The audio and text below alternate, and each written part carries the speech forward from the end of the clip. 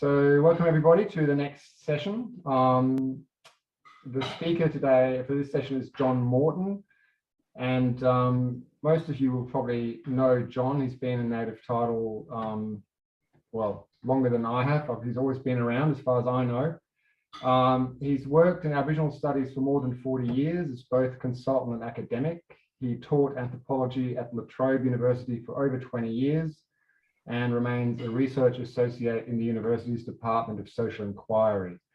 He also worked for 4 years as a curator at Museum Victoria during his tenure at La Trobe, and he currently takes on occasional work as an independent consultant and has previously undertaken land rights, native title and other research in New South Wales, the Northern Territory, Queensland, Victoria and Western Australia. He's published in a number of fields, principally Aboriginal religion and land tenure, and has authored many reports relating to land rights, native title and other applied matters. He retains a particularly strong interest in the Arandic speaking peoples of Central Australia. And personally, I've always enjoyed John's presentations, whether it be on the Cronulla riots, on monsters, or on all manner of topics that he finds of interest. And so I'm really looking forward, John, to your talk on what is the Indigenous estate. Thanks, Kim.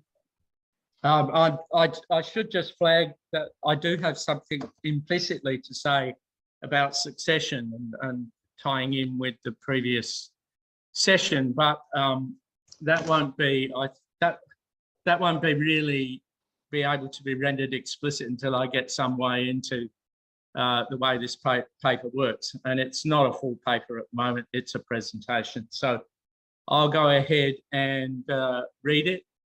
It's a kind of thinking out loud exercise, and we'll see where it goes.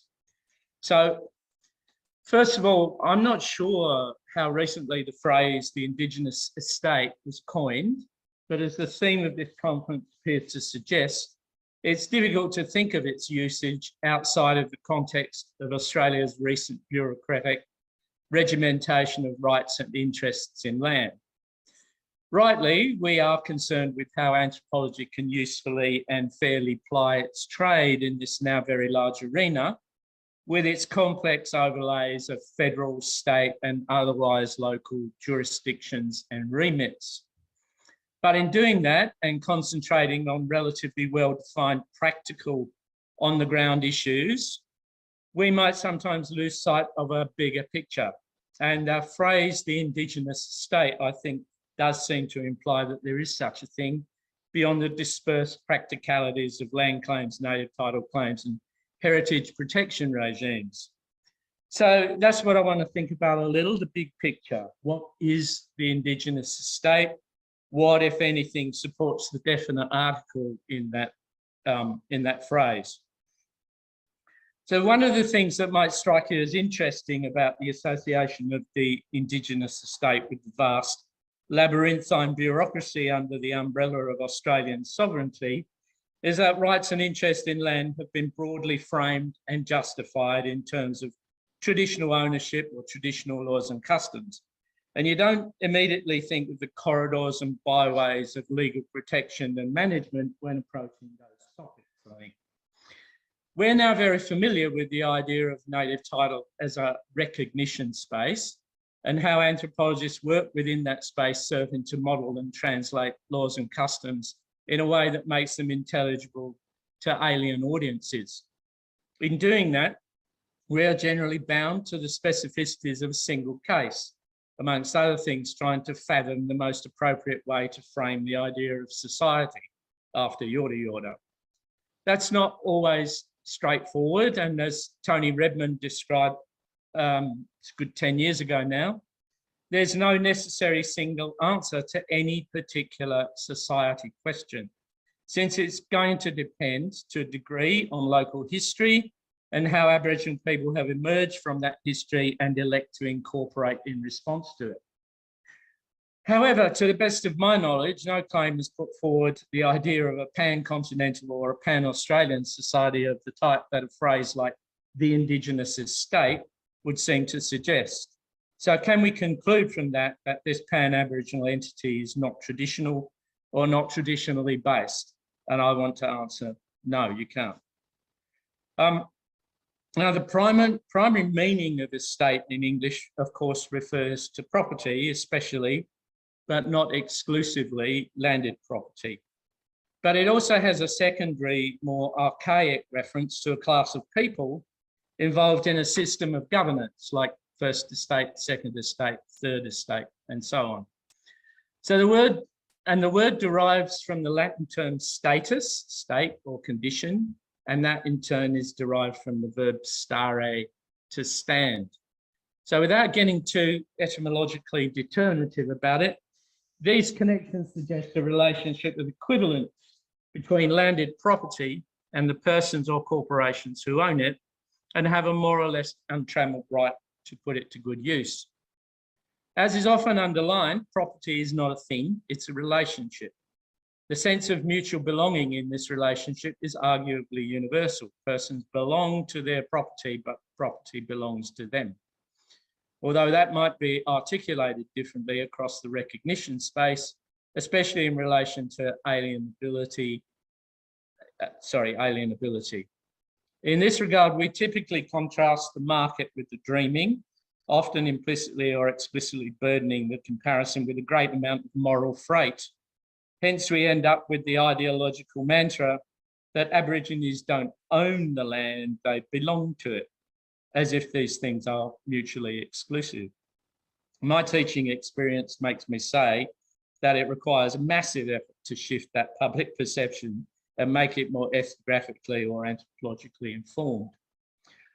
Now, the term estate, of course, is pervasive in the ethnography and anthropology that I'm talking about.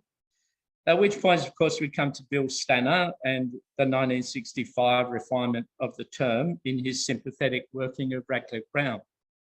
The estate, he said, and you could all repeat after me and you could probably say it along with me, was the traditionally recognised locus, country, home, ground, dreaming place of some kind of patrilineal descent group forming the core or nucleus of the territorial group.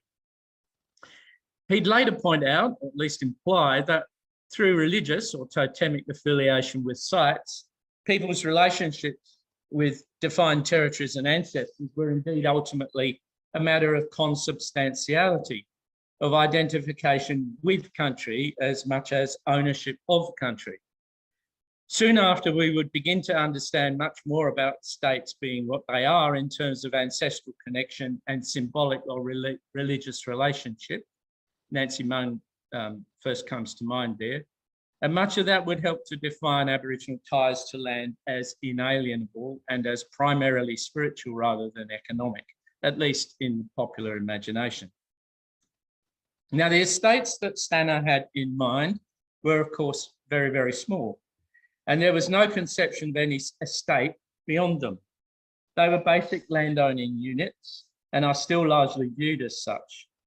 Radcliffe Brown himself had not long earlier used the phrase corporate state for such a unit, and he suggested further that it includes not only rights over territory, but also rights in personam and in rem over its members, thus entailing corporate succession and the germs of the state and of sovereignty as we know them in more complex developments. Those are quotes. Stanner did not demur from this view. Were it an accurate account, there would evidently be no kind of traditional precedent for the Indigenous estate as it is conceived in current usage, which raises the question, is the Indigenous estate purely an artefact of the Australian political legal system? Is it wholly a post-colonial construction? Looked at in a certain light, I guess you would have to answer yes.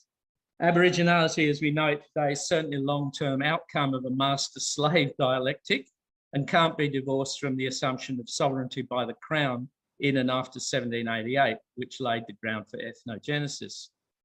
So when, for example, Bill Gamage suggests that before 1788, Aborigines made Australia as the biggest estate on earth, we do need to bear in mind that there was originally no such place as Australia as a politico-legal jurisdiction at that time. And if we stay with Radcliffe Brown and Stanner, we have to acknowledge that back in the day, or at sovereignty, as we say, the estates appear to have been multiple, fragmented and unconnected on a continental scale. I think there is something more to this than just semantics or word games. Like others, Gamage clearly doesn't simply use Australia to describe some mere physical entity or island continent.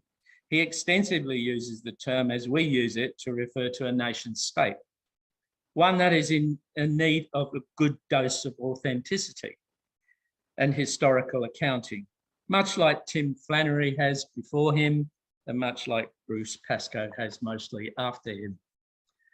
Now, there's a strong inclination to think anachronistically about Australia when it comes to its Indigenous people. They are the first Australians, First Nation peoples of Australia, Australians before the fact. That is not surprising given the nature of the master-slave dialectic, because that history is the driver behind ethnogenesis in the case of both Indigenous and non-Indigenous Australians.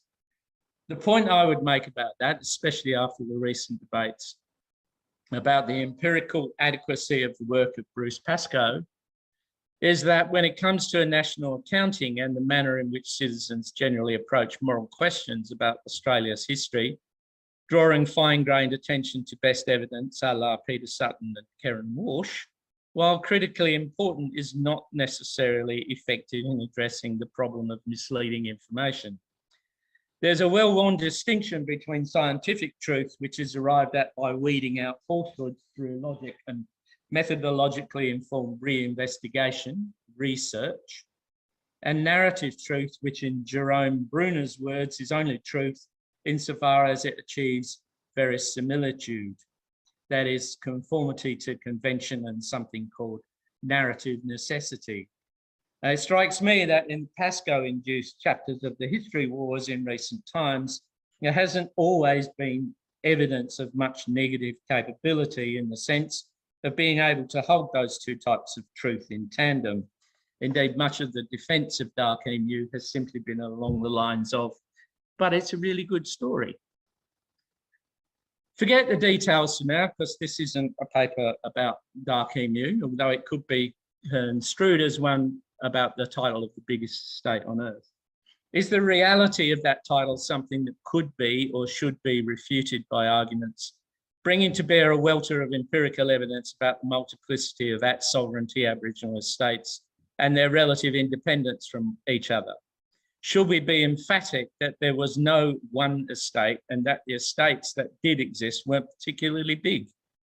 It's not as if the question has no importance, since one of the long-standing objections to treaty making in Australia has been the assertion that with so many different tribes, there has been no broadly legitimate entity with whom to negotiate. Perhaps ironically in this context, one of the ethnographically informed arguments that says that we shouldn't be in too much of a hurry to fragment the continent into states or merely local polities comes from Peter Sutton.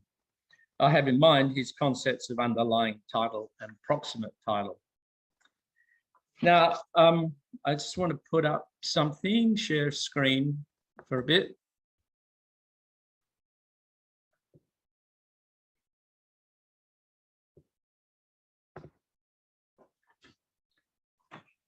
A few decades ago, David Moaljali drew a map of Australia and described it as a prone human body whose navel was Uluru.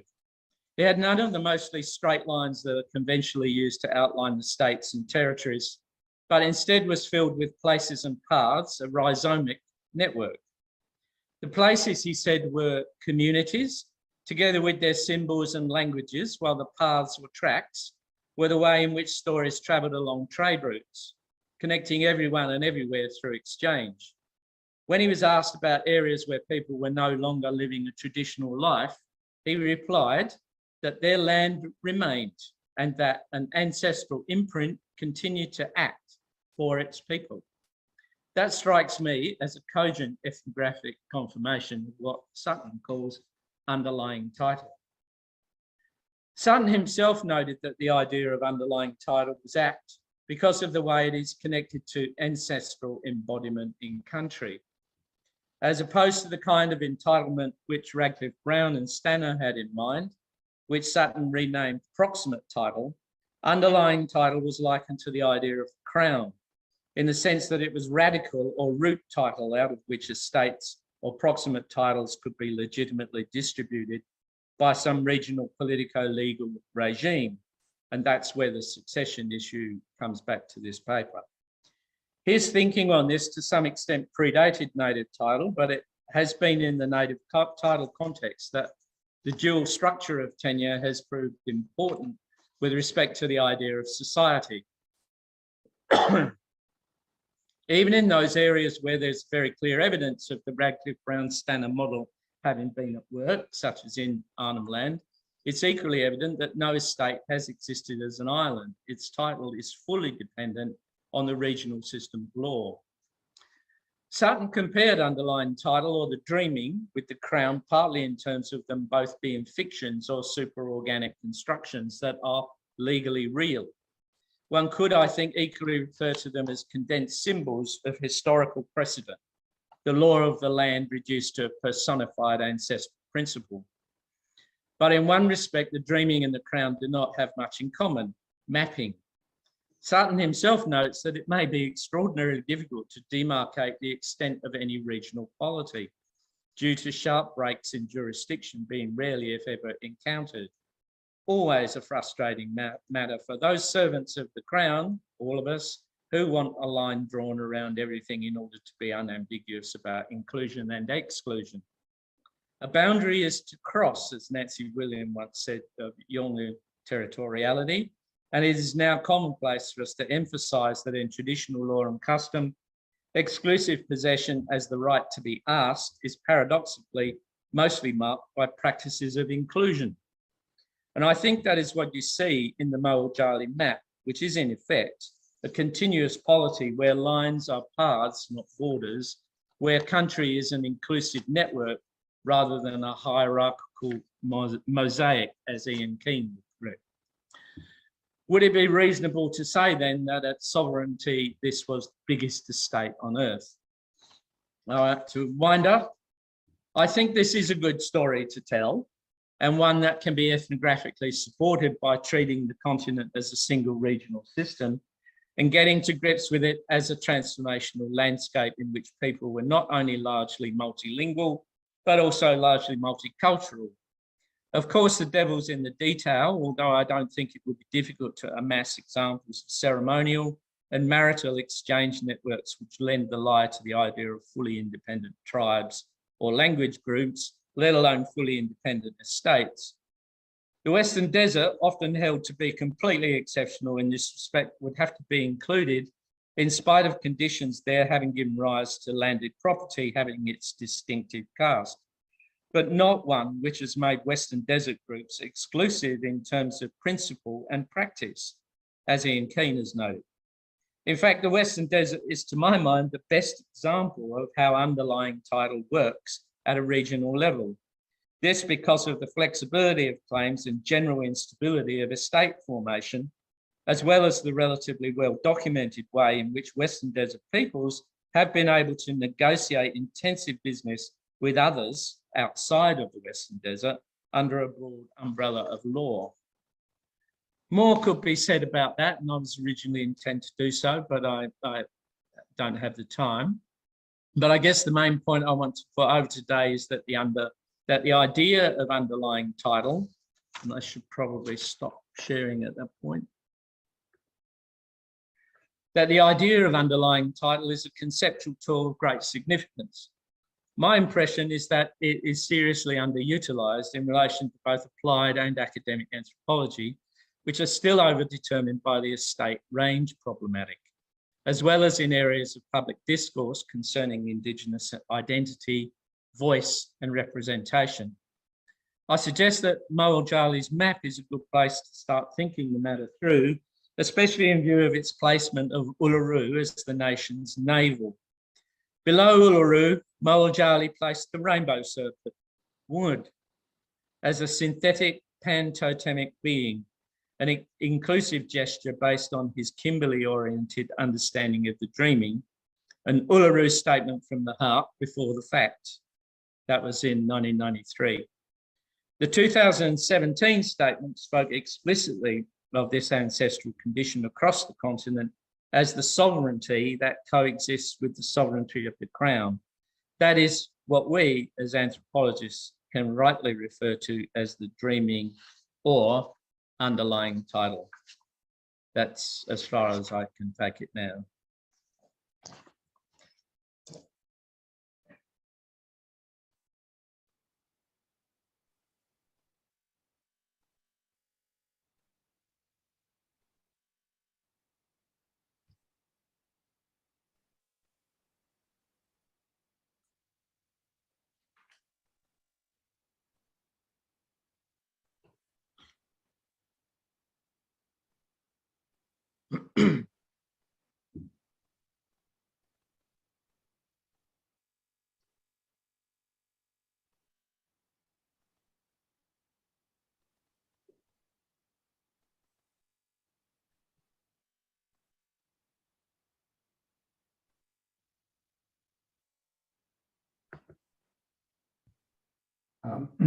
I'm not quite sure. I think, are you waiting for questions, Craig, or I can't really? Yes, I was. Thanks, John. There's a question here, John.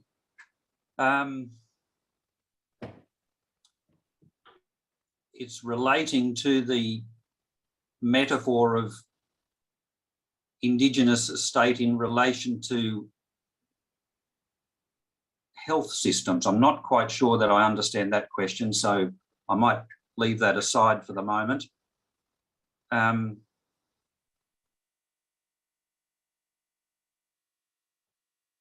there any other questions coming in? I can't write a question, so I might jump in. I mean, I would just be curious, John, because you mentioned succession and how the concept of underlying title relates to that. But I would just be curious about your thoughts of how that sort of expansive model, in the sense that you just outlined, relates to the previous discussion about this, succession happening within fairly narrow, small-scale estates. And how do you see that playing out, I guess, across the country? Yeah, I think as I hinted there, we're kind of over determined a bit and over conditioned by that debate which happened with Radcliffe Brown and Stanner and Hyatt, and the clarification about what an estate was by Stanner. And so we've kind of had that for a long time, in spite of the fact that we have problematized the whole idea of traditional ownership quite dramatically since then. So the first real sort of overturning of that as a principal concern came, of course, with Meyer's work on the Western Desert, but it also happened in relation to the earlier land rights claims, where a lot of people kept saying, well, no, we're not just a patrilineal descent group. We are a group of people that have responsibility for this particular tract of company of land that happens to be part of a larger one, which we are married into, and so on and so forth. And some of those people who have their patrilineal country over there need to be included in a traditional owner group here. So all those issues were undoing the estate logic that we had worked with before. And what we ended up with, I think, is a kind of odd misapprehension about what succession is, because we talk about succession only when it's not patrilineal succession, as if patrilineal succession is not succession. So and as if we see anything that's not patrilineal succession as irregular succession, and in a sense that certainly would be the case in many ethnographic circumstances, including Arnhem Land, it seems. But I do think we need to stop talking about succession like it's it's only something that happens in extraordinary circumstances, because we should be more used to the idea that country is held as our wider estate, and the limitations of that holding through the relationship to ancestors, which are all interconnected, of course, is in spatial terms very, very difficult to define. Thanks, John. Keep the questions rolling in. The lines are free. John, in your talk, you posed the question, is the Indigenous estate an artefact of the Australian political and legal system? Did you want to expand on that question? Yeah, I think I hinted at my answer really in talking about negative capability between telling two kinds of stories, you know, one based on empirical evidence and one based on what we judge to be a good story and a bad story. And I think the answer is in fact yes and no. I think that, you know, something like the statement from the heart is clearly something that would not have been reproducible or duplicable, whatever the word might be, in the old days. But I also think that it is something that you can say has arisen out of what remains of the laws and customs of the people of Australia. So it's a yes, and I think it is a yes and no thing, and I think we have to be extremely careful sometimes when we put sort of empiricist critiques about what things were like in the old days forward as sort of pure critiques of narratives that are, as it were, good narratives, but are not well supported by the people who are telling them. And I don't, in fact, think that Sutton and Walsh are in that category of undermining Pascoe that much, in my view. They're just correcting something about some of the things that he said. Thanks, John. I'm still waiting for questions. Kim, did you have another question for John?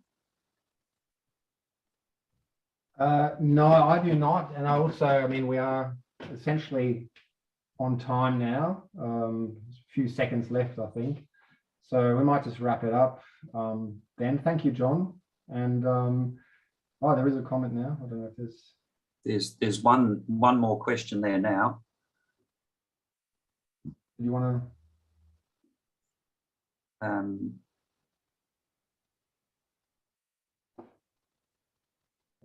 They're fairly lengthy comments. We might have to leave them in this session now, Kim. Yeah. So back to you, Kim.